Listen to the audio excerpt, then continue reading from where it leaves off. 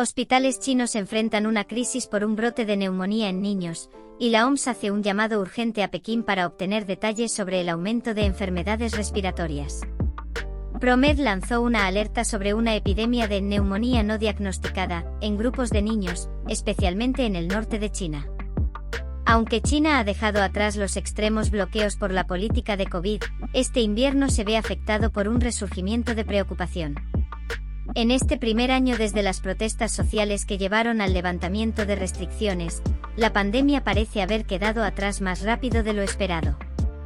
Sin embargo, en estos días, los hospitales están nuevamente desbordados, especialmente en el norte del país, donde un brote de neumonía afecta principalmente a los niños.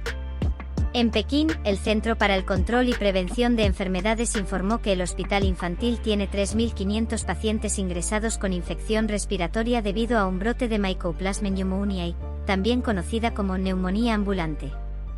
Las redes sociales están inundadas de imágenes y vídeos de salas de espera llenas de padres con niños en brazos, lo que ha llevado a funcionarios de salud a convocar una rueda de prensa. Advierten que el país está experimentando un pico de enfermedades respiratorias estacionales, incluyendo la mencionada neumonía, la influenza con la cepa H3N2 dominante y un resurgimiento de casos de COVID. En el Wasan Hospital de Shanghái, médicos reportan una mayor afluencia de pacientes con enfermedades respiratorias desde octubre, atribuyéndolo a la circulación de patógenos conocidos.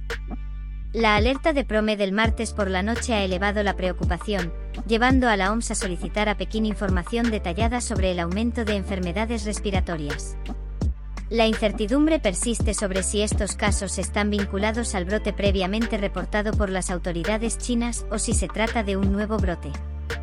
La doctora Kritika Kuppayi, parte del programa de emergencia de la OMS, enfatiza la necesidad de más información sobre síntomas, epidemiología y pruebas.